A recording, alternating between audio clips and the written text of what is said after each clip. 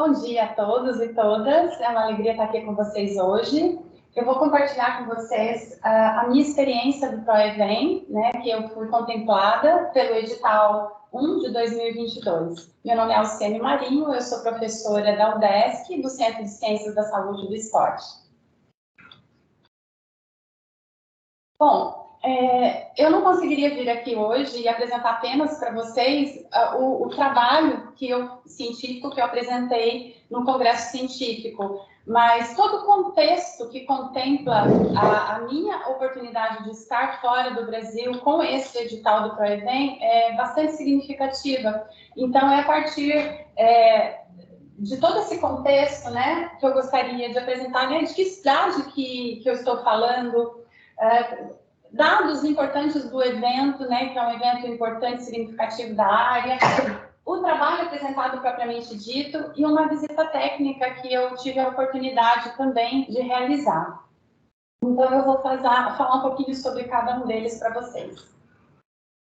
Bem, a cidade do evento, ela é Sevilha, um local muito especial, né? Ela é a capital da região de Andaluzia, no sul da Espanha, e hoje ela possui cerca de 700 mil habitantes, e eu costumo trazer um mapinha, né, para compartilhar, porque ela fica ali, né, no queixinho da velha, como a gente aprendeu lá nos nossos tempos de escola, e ela tem algumas questões importantes que a tornam tão especial e ter sido eleita para a escolha da sede desse evento que eu vou compartilhar com vocês.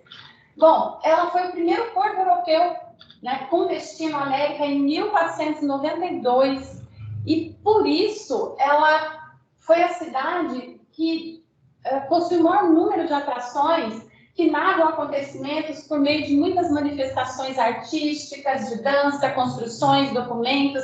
Então, o fato de ter sido esse primeiro porto, lhe deu características muito peculiares que a tornam tão especial. E a gente tem alguns ícones, né, alguns símbolos em Sevilha, que a tornam também importante território turístico, cultural de toda a Espanha.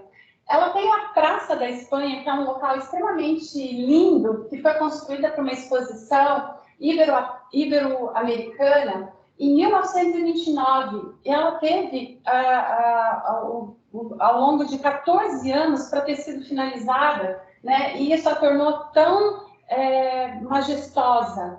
Cada detalhe tem um significado geográfico, histórico, artístico muito significativo. Então, por exemplo, né, as 4 pontes que fazem referência aos 4 reinos que se juntaram para criar a Espanha. Então, tem todo um significado muito importante. E trago aqui uma imagem dela, né, que nos mostra essa imponência. Além da Praça de Espanha, a gente tem um outro ícone também, que é a Catedral de Sevilha.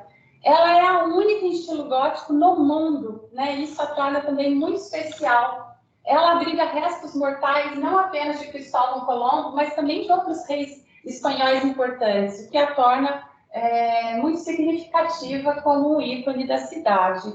E assim, é incrível, porque você passa por ela em diferentes turnos do dia e ela te desperta diferentes emoções, né, pelas luzes, pela magnitude que ela tem como símbolo, né? E por que eu quis trazer essas imagens para vocês?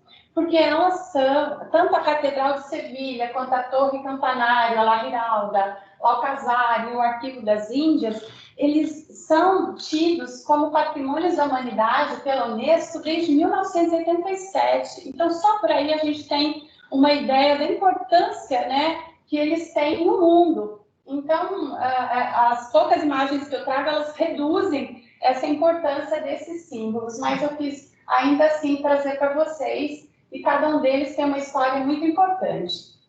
Além desses outros ícones, a gente tem também a Torre del Ouro, que antigamente ela era toda coberta de ouro, por isso ela recebeu essa designação, e a sua construção é datada de 1220.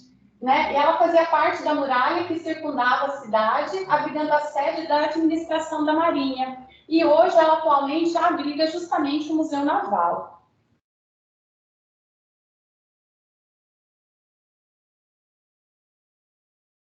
E, é claro, a gente também não pode falar de Sevilha se a gente não se remeter às suas maravilhosas danças flamencas, às suas possibilidades de manifestações com ritmo, com a dança que a gente consegue ver nas ruas, nos bares, nos restaurantes.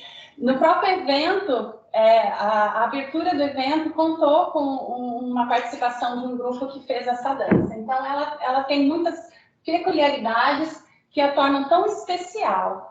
E assim, por que foi tão especial ter participado desse evento nessa cidade com essas características? Porque a cada detalhe, a cada árvore, a cada estátua, a cada pequeno símbolo que você vê nos detalhes, nas universidades, você fica... A lua parece que é mais especial, o céu parece que fica diferente. Então, essa grandiosidade dessa cidade, né, e a sua riqueza artístico-cultural, nos remete a uma frase que eu conheci lá, que diz o seguinte: não se sabe se as lindas torres de Sevilha foram construídas por homens que queriam subir aos céus ou por anjos que queriam descer à terra. Então, depois de ter passado por lá, eu entendi um pouco disso. E agora, então, eu passo a falar um pouquinho do evento para vocês. O evento, né, ele se chama, o Congresso Europeu de Ciência do Esporte, e ele acontece anualmente, e aqui, neste ano, ele está na sua 27ª edição, e teve como instituição organizadora a Universidade Pablo de Olavide. Ele aconteceu de 30 de agosto a 2 de setembro, no Palácio dos Congressos. Desse evento costumam participar renomados especialistas na área esportiva, representantes do meio acadêmico, entidades de pesquisa, indústrias, autoridades diversas. Nós temos muitos atores sociais que participam desse evento. Chegamos quase a 3.000 participantes, o que o torna, né, de grande magnitude no contexto europeu. Estiveram presentes alguns dos nossos principais expoentes e pensadores em nosso campo, cujo tema deste ano do Congresso, não por acaso, foi Ciências do Esporte no Coração das Artes. A programação do evento foi composta por conferências, palestras, sessões de comunicações orais, pôsteres, entre outras. Aqui a gente trouxe algumas imagens para vocês, aqui é de uma sessão de banners. Eu trouxe por conta de uma peculiaridade em que os banners, nós temos muitos participantes apresentando ao mesmo tempo, só que nós temos o mecanismo dos fones de ouvido. Então, você acessa a sessão daquele grupo temático e você não fica disperso com outras pessoas ao redor. Então, você consegue focar naquele grupo. É uma dinâmica muito interessante que a gente poderia, inclusive, se apropriar dos nossos eventos científicos. As comunicações orais sempre em salas amplas, né, muito ventiladas. O local do evento, né, esse Palácio dos Congressos, excelente, acolheu a tantos participantes, a feira que existe com materiais e equipamentos sendo expostos para os participantes em geral. E eu também gosto de trazer duas peculiaridades do evento. Esse evento, ele sempre tende a oportunizar a gratuidade nos transportes gratuitos para os participantes, né? O que também facilita para todos em geral. E, além disso, há ações ecologicamente sustentáveis e solidárias que são realizadas por meio desse evento, né? Isso também o torna tão importante. E eu não poderia deixar de dizer que eu também participei de uma corrida que esse evento de ciência do esporte tem promovido. Esse ano foi a sua 6ª versão. Ela é uma corrida em memória ao membro fundador e patrono do Congresso Europeu de Ciência do Esporte, que é o Ben Salting. E é uma corrida de 5 quilômetros e foi realizada no Parque Maria Luísa, que é o maior parque e o mais lindo que tem no centro de Sevilha. E então, né, essas pequenas palavras, contextos sobre o que é esse evento, né? Eu só posso dizer que a participação nele possibilitou uma experiência muito singular de troca de conhecimentos, e eu sou extremamente grata por isso. E não por acaso também eu termino essa apresentaçãozinha do evento trazendo uma foto de uma neurocientista que foi que fez o encerramento desse evento, e ela trouxe dados extremamente importantes do contexto europeu em geral, e ela começou a palestra dela falando justamente da importância de a ciência ser sempre contestada, nunca ser dada como verdade absoluta, né? Então, isso nos empodera ainda mais dessa busca, né, por conhecimentos. Então, agora eu passo a falar do meu trabalho propriamente dito. Eu gostaria primeiro, né, de dizer para vocês que em outras participações do ProEvent eu não havia feito a tradução do inglês para o português para apresentar, e dessa vez eu me provoquei a fazer isso por alguns motivos. Primeiro, porque eu estou falando de um trabalho eminentemente brasileiro, estou falando de capoeira, uma manifestação, né, da nossa territorialidade, então nada mais pertinente que o trabalho estivesse em português. Gostaria de dizer para vocês, né, que esse trabalho ele foi escrito junto com 2 doutorandas minhas do programa de pós-graduação em Ciências do Movimento Humano, a professora Samara Escobar Martins e a professora Maria Eduarda Tomás Luiz, que são grandes parceiros de estudos, e eu tenho a honra de representá-las aqui junto comigo. E, claro, no evento eu deixo clara o grande apoio e incentivo que eu tive da UDESC, né, em nome do ProEvent, o edital de 1 de 2022, como eu já havia comentado. E eu também sempre gosto de mostrar de onde é que eu falo, porque quando a gente sai do Brasil, quando a gente está lá fora, as pessoas têm uma certa dificuldade, às vezes, de nos situar geograficamente. Então, saber de onde é que eu falo, qual é o meu contexto, num universo tão grande que é o Brasil, né? Eu falo que a gente tem vários países dentro de um país, de tão grande que ele é. Então, eu mostro aqui a nossa Florianópolis no nosso contexto do Brasil em geral. Então, eu trago algumas imagens que se reporta às crianças que foram investigadas no estudo, e essas fotos foram por elas autorizadas, né? Depois eu vou comentar um pouquinho sobre isso com vocês.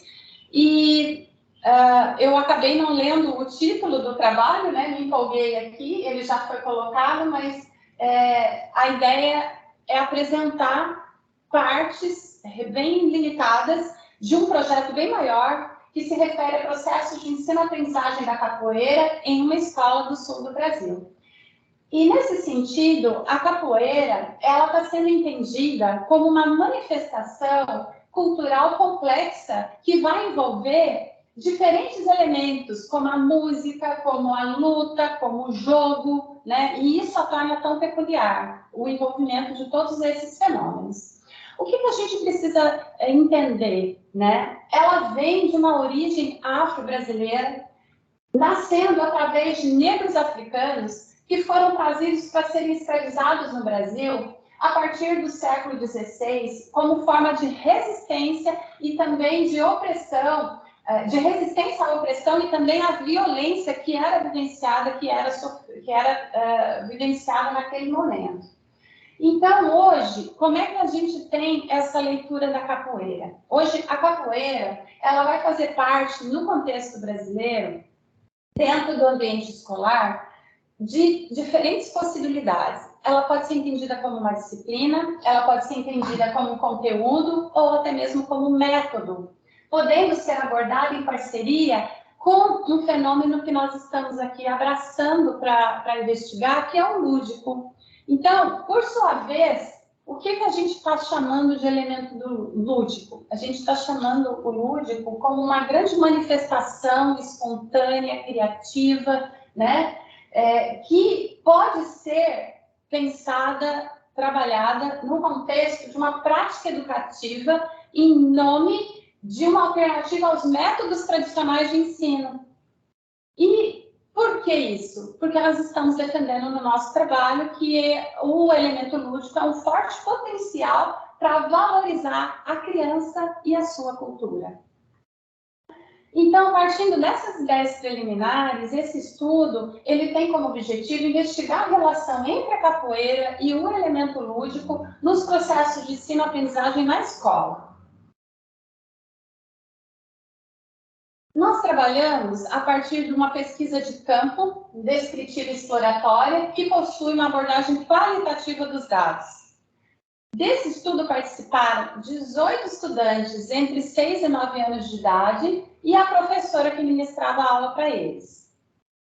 Em qual contexto? Num projeto de capoeira que acontecia no contraturno escolar de uma escola pública na cidade de Florianópolis.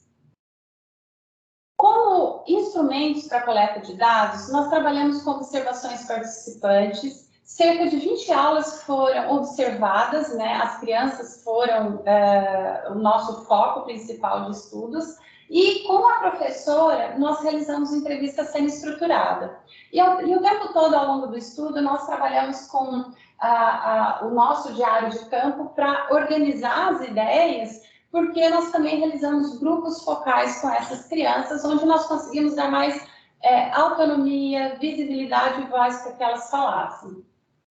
É importante destacar que esse estudo foi aprovado pelo Comitê de Ética e Pesquisa com Seres Humanos da UDESC, e é por isso que a gente consegue utilizar as imagens, né? Nós temos autorização tanto das crianças quanto consentimento de seus pais para esse uso, e a gente também trabalhou para organizar todos os dados com um software de análise qualitativa, que é o NVivo, e a partir dessa organização, nós trabalhamos com análise de conteúdo, em que, a partir dela, nós identificamos duas principais categorias, né, que foram a experiência lúdica nas aulas de capoeira e as estratégias pedagógicas na aula de capoeira. No entanto, devido ao tempo e ao tempo e espaço que a gente tem aqui reduzidos, eu vou apontar apenas algumas principais questões desse trabalho, não vou entrar a fundo, mas eu já deixo o convite aí no futuro próximo, se tivermos a aprovação,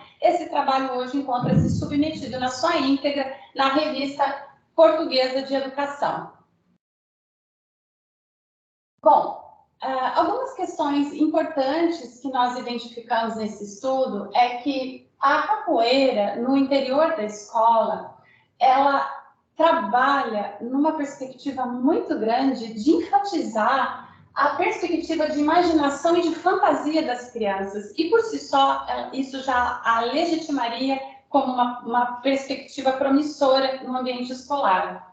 E, atrelado a isso, ela oportuniza necessariamente a corporeidade e a música, o uso do corpo e a utilização do ritmo e da música a torna mais especial ainda. E no sentido de enfatizar a representação simbólica da cultura das crianças que vão praticar essa capoeira e que vão ter a possibilidade de trazer perspectivas dos seus próprios ancestrais, porque as crianças vêm também de um contexto que lhes permite esse acesso a essa manifestação cultural.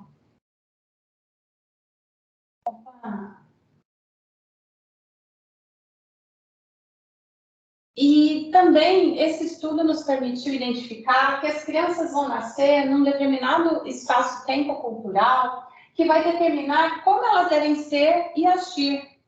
e que também mudam a cada nova pessoa que passa por suas vidas, incluindo professores e todos os colegas da escola. Então, isso é sabido e os estudiosos da área do brincar vêm mostrando a importância do nosso contexto, das nossas relações sociais, familiares, o quanto eles interferem naquilo que somos, né? Então, as crianças carregam isso necessariamente. E questões que são mais enfatizadas a partir da capoeira nos remetem a sentimentos de alegria e de tensão que ela traz. Então, essa ênfase do lúdico, mostrando o tempo todo essa contradição e essa tensão existente no contexto do brincar e do jogo, vai mostrar a importância de estratégias pedagógicas que vão justamente valorizar esse contexto a partir desse jogo, a partir desse jogar. E esses sentimentos de alegria, de prazer, são vivenciados no contexto das aulas de capoeira e foram relatados pelas crianças que foram investigadas de forma mais enfática em que momentos?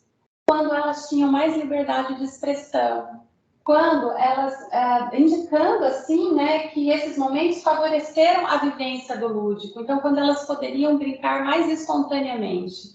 E isso é interessante da gente pensar, porque a professora que conduz esse projeto, ela possuía, dentre as suas estratégias de ensino, tanto possibilidades tradicionais de ensinar, porque ela tinha no seu contexto, no seu arcabouço, a possibilidade do trabalho de formação em linha, de repetição de tecnicista, mas, ao mesmo tempo, ela também oportunizava estratégias pedagógicas alternativas, em que ela oportunizava o quê? Expressão livre da criança, em que os aspectos lúdicos e o brincar eram mais enfatizados. Então, tudo isso são perspectivas importantes para a gente pensar uma capoeira para além, né, do que apenas um conteúdo, mas como uma possibilidade que vai além e transita entre essa tensão e contradição que o lúdico possibilita, né? Longe de querer encerrar, porque a gente tem muitas outras ideias para discutir, mas aqui eu trago algumas questões especialmente relacionadas ao importante papel que a escola tem nesse processo para preservar, para produzir, mas, acima de tudo, ressignificar essa cultura da criança. Então, o que uma educação física diferente, o que um gesto motor diferente tem de responsável nessa formação da criança, né? Defendemos que cabe tanto ao professor quanto à instituição buscarem processos de ensino-aprendizagem que sejam capazes de valorizar essa manifestação cultural que é a capoeira. Por quê? Porque ela é uma potente forma de cultura e possibilidade lúdica de educação. E é isso que a gente trata. As crianças, elas aprendem e se desenvolvem a partir dos diferentes estímulos que surgem em seu entorno e possibilitam novas experiências que as ensinam a lidar com o desafio e com o diferente. Então, é por isso que a gente precisa dar voz a isso, dar mais espaço a isso. A capoeira, ela possui um potencial lúdico intrínseco, podendo ser favorecido pelas estratégias pedagógicas que são adotadas pelos professores. Então, esse fato vai contribuir para o processo de ensino-aprendizagem significativos para as crianças, favorecendo o seu desenvolvimento, levando-as a compreender melhor suas próprias habilidades, os seus próprios limites, bem como os aspectos culturais e históricos que a cercam. Eu trouxe aqui um videozinho para compartilhar com vocês. Pode minimizar, ele está aberto numa janela. Isso, por favor.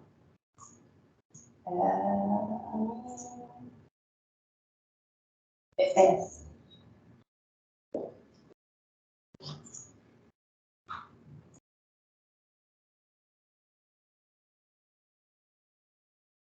Um minutinho que ele está sem som.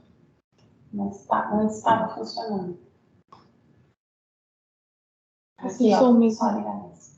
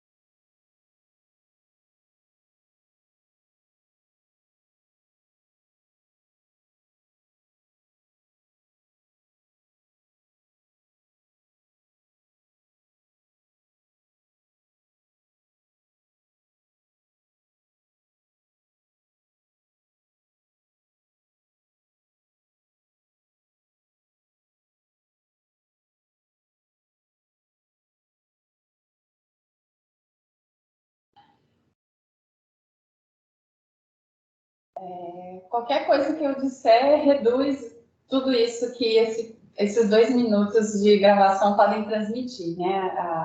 O brincar infantil por meio da capoeira, né? Essa potência lúdica que ela tem, né? As crianças com naturalidade nos mostram. Então, por isso que eu me permiti trazer esse vídeo para vocês. Aqui estão algumas das referências que eu utilizei para a apresentação.